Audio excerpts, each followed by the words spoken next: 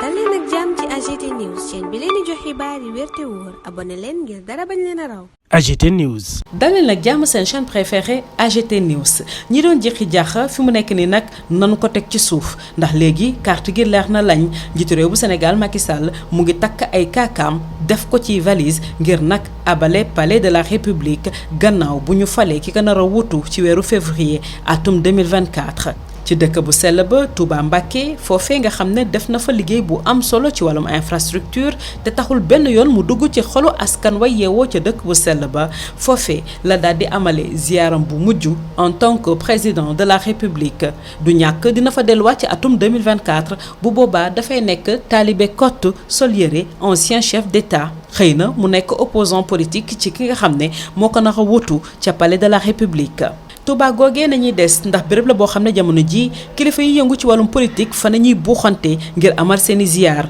béréb boobee itam nañu gis ki nga xam ne teewul waaye dafa mel ni bés bu yàlla sàkk mu ngay ñëw di amal ay ziyaar ci dëkk bu sell ba muy leader politique bi nga xam ne moo gën a fes ci kujje gi di Ousmane Sonko moom ren du ziyaar xalif ba ndax caabi da ko féete ginnaaw li ko indi nag mooy nguur goo xam ne dafa dem sax ba fitam rëcc ci popularité bi nga xam ne Ousmane Sonko am na ko tax nag mayu ko benn liberté. moom sax Ousmane Sonko tailleur constitutionnel bi di Ismaïla Madior Fall ñu di ko jiiñ ne lépp lu nguur gi na ma def lu bon ci loxoom lay jaar fi mu nekk nii yàqal na ko ba mu yàq yaxeet bokkam ci élection présidentielle bu 2024 moom mooy loi bi moo koy interprété moo koy dee itam juge ak procureur yi nga xam ne dañ ko jox bopp su ko defee ñooñu daal di koy liir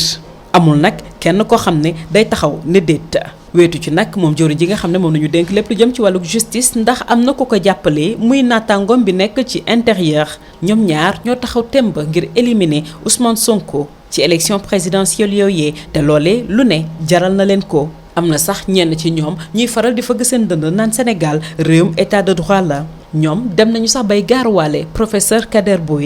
Boye moom it bàyyiwu leen ci ndax la professeur Mary Teuw Niane doon wax naan ay leader lañu yoo xam ne ñooy les gratte-papiers de la République jaruñoo tontu waaye nag dañu réere mbir ne Emina Kader Boye dara feesul bëtam ba di ko tuur moo tax saa buñ ko joxoñee baaraam mu tegal leen ci table bi lu ne weng lu kenn mënta dindi talfatal ay nii ndax seen doxalin ak jéego yu ñuy teg dafa wute lool ak mbirum état de droit niñ ko bëgg xamle ne noonee nañuy doxee ci àdduna gi yépp ca Touba Mbacké njiitu réew bu Sénégal Macky Sall daal di sàkku itam ci kilifa diine yi ñu daal di dugal seen loxo bu baax a baax ci tension maanaam fitna yi nga xam ne am na ci sous-région bi fu ci mel ni réewum Niger Burkina Faso wala sax Mali foofee sax xibaar rot na fa Macky Sall nee na dootul yóbbooti jàmbaar yi ngir ñu dem xeexi foofee ca Niger laaj samp ndax lii jar na kontaan bay reetaan Macky Sall kay li mu waroon def mooy woo kilifa diine yi ñu waxtaan ngir jàmm dellusiwaat fii ci réewum Sénégal tappe xol yi ci diggante ñaari camp yi nga xam ne fes nañu lool ci langue politique gi muy bi mu jiite moom président de la République ak bi nga xam ne Ousmane Sonko moo ko jiite nga xam ne ku ne yaa ngi wane mbañal ci sa moroom ku ne booy wax sa moroom mel ni danga koy bëgg a faat li wolof njaay naan kalaa bale buntu këru jàmbur day fekk nga bale sa buntu kër ba mu set wecc dafa mel ni Macky Sall da koo fàtte Sénégal réew la boo xam ne dañ ko bàkkee ne askan wi fi yeewoo ay liggéeykat nañu waaye nag xel mën na cee ñaar bu fekkee ne liggéeykat yi nekk ci collectivité territoriale yi ay at a ngi nii ñuy xeex ngir seen condition gën a mucc ayib ci wàllu fonction publique locale ñu soobu jamono ji ci ay grève boobook léegi def na ay ayubés la ñu bëgg mooy ñu yokkal leen seeni payoor fawuñu ndax ayubés bu ne ñu daal di làbbali seen mot d'ordre de grève jamono ji benn fan kott nañu liggéey ci ab ayubés muy altine waaye jëfandiku yi nga xam ne dañu soxla ay këyit ci mairie yi seen yoon nekku ci altine bi ñu dëkkmal ci la bésub màggaluk Touba fii ci réewum Sénégal te ku ne xam na màggal dayo bi nga xam ne jox nañ ko ci réew mi mu mel ni agent yu góor ak yu jigéen yi nga xam ne dañu toog ay ayubés liggéeyuñu dañ ko fas yéene wéyal te nag du tere bu weer deewee ñu tàllal loxo ñu fay leen seeni kopparu weer bu ñu jotee ci seeni koppar ba pare ñoom ñoo gën a mën a wax naan Sénégal du réew mu neex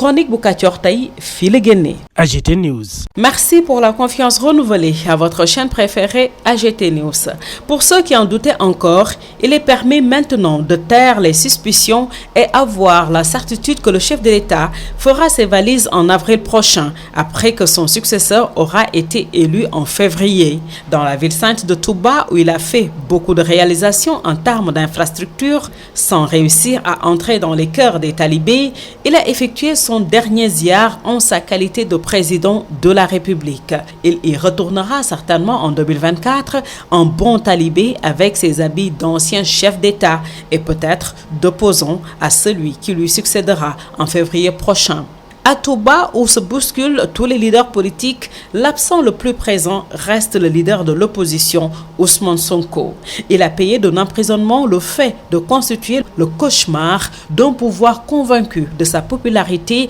et décidé à ne lui laisser la plus petite liberté de manœuvre. D'ailleurs, l'éminent tailleur constitutionnel, l'homme des basses et sales œuvres du pouvoir, l'a définitivement écarté de la course à la présidentielle. La loi, c'est lui qui l'interprète, la dit et la souffle à l'oreille des juges et procureurs dociles et personne ne doit le contredire. À travers les agitations et les gesticulations du tailleur constitutionnel et celles de son collègue de l'intérieur, tout concourt à montrer que leur stratégie est d'éliminer leur pire cauchemar, quel qu'en soit le prix à payer. Et malgré leur volonté de piétiner les lois qu'ils interprètent selon leurs desseins, il y en a qui osent soutenir que le Sénégal est un État de droit, s'affrontant même à l'éminent professeur Kader Boye qui n'est pas prêt à les lâcher en dépit de l'agitation stérile des enragés gratte-papier de la République selon l'heureuse formule du professeur Mary Teuw Niane. L'éminent Kader Boye, que rien ne peut ébranler,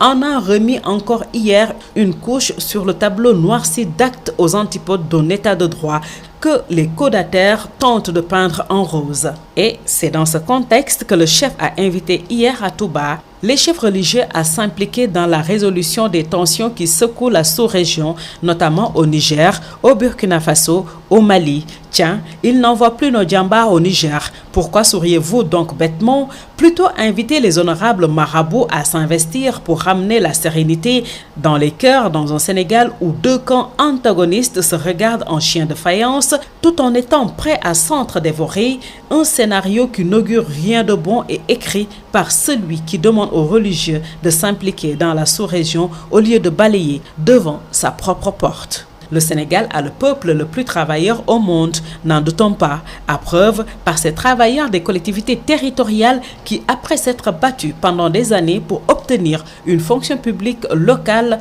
sont en grève depuis des semaines pour bénéficier de l'augmentation de salaire. Et nos gens ne s'amusent pas. Depuis des lustres et en application de leur mot d'ordre de grève illimité, ils ne travaillent plus qu'un seul jour par semaine, le lundi. Tant pis pour les usagers. Et puisque lundi prochain ce sera le Magal de Touba, ces braves hommes et femmes seront donc restés 2 semaines sans travailler. Naturellement, ils vont toucher leur salaire à la fin du mois. Et après cela, on viendra nous dire que le Sénégal n'est pas un beau pays. Telle est la chronique du Katior, parue dans le quotidien Le Témoin. AGT News.